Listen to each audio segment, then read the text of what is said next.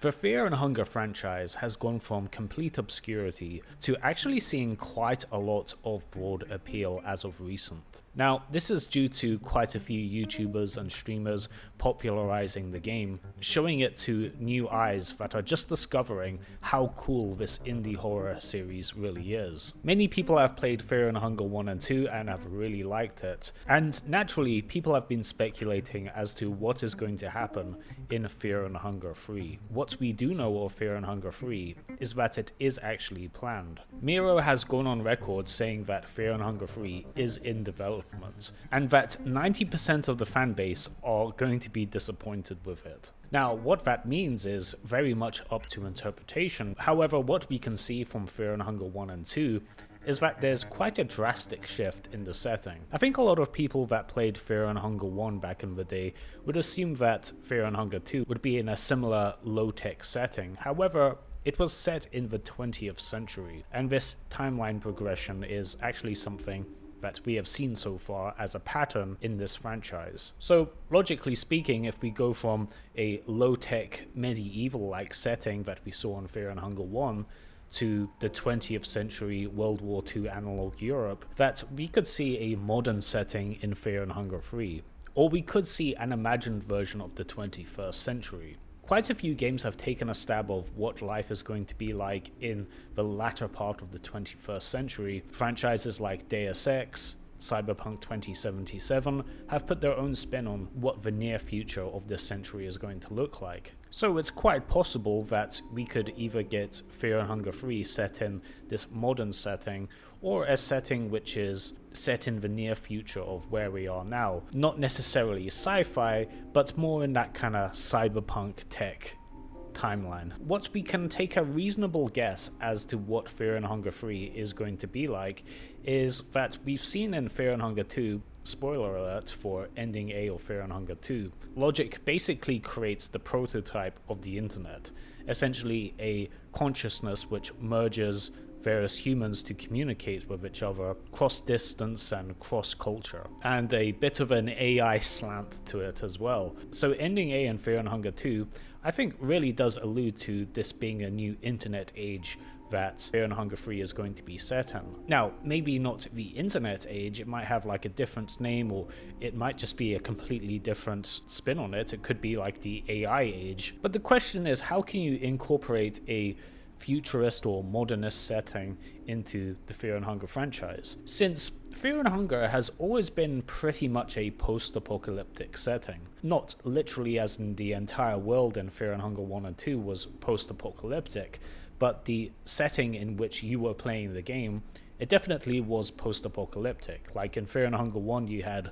the dungeon, which had been beyond belief, and like you're now exploring these ruins where terrible shit has gone on and you are just scrounging through the remains of it. And in Fear and Hunger 2 you are in Prehevel. This place has been destroyed by war and then influenced by the old gods. It may as well be a post-apocalyptic setting in both Fear and Hunger 1 and 2. Obviously the outer setting, like the outer world, there are civilizations and people, but as far as what you can see within the game, you are in a post-apocalyptic setting. I've heard some people say that in Fear and Hunger 3 that we could see a cyberpunk futurist kind of setting, but when I think of cyberpunk, I always think of a densely populated city and there being loads of people. So I don't really see how that could work within the scrounging for resources gameplay that we've seen in 1 and 2. What's more likely is that this could be like the remnants of a modern city, or maybe the remnants of a nuclear war.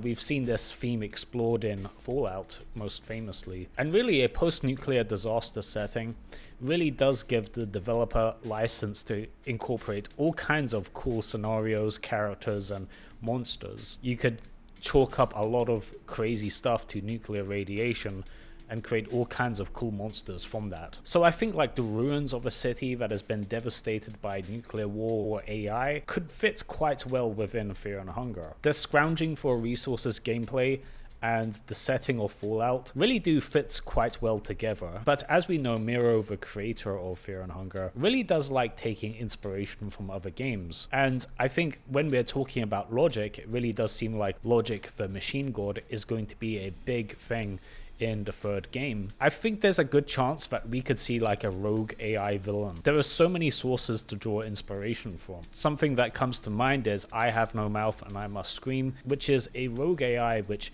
literally takes over the entire planet. Like, the entire planet is transformed into this H.R. Geiger nightmare where organic life has pretty much been wiped out, save for a few humans that this AI keeps alive. And it's a very brutal and depressing setting where the battle between good and evil has already been fought, and evil has won. Having like a planet dominated by logic, where you are like one of the last few humans remaining, and you have to fight for survival and maybe even stop logic, I think would be a great premise for the third game. Another cool game to take inspiration from is System Shock, which had the player basically battle this AI in this spaceship dungeon. And this AI called Shodan doesn't play fair. Shodan sets up all kinds of traps and ways to kill the player in blatantly unfair ways. It really does feel like you're combating this genuine intelligence that is out to get you,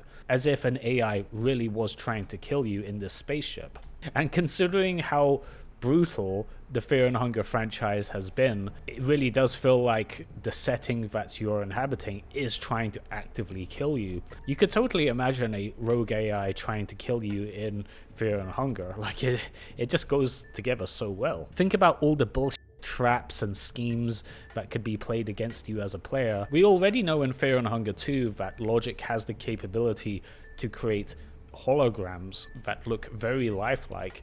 You can only imagine just how much more power she would have in the future. Another game is Scorn, which essentially is this really bizarre and disgusting game where the entire world is covered in this organic mechanical material where it's not quite sure what is living and what is a machine. You can only presume and guess as to what happened in the setting to where things are the way they are. Highly inspired by H.R. Geiger's artwork. And it's so metal and grimdark and brutal that I think it really does fit with the Fear and Hunger franchise. Like, you could imagine a Fear and Hunger game be set in the world of Scorn. Think about all the cruel things that can happen to you and disgusting and shocking material that you would find in a setting like that. However, all of this being said, we aren't going to get Fear and Hunger 3 anytime soon. Fear and Hunger 2 is still getting actively updated. We are going to see more content be added to that game, which Miro has teased on his Twitter for a while. So I wouldn't hold your breath for Fear and Hunger 3, but it's fun to brainstorm and speculate as to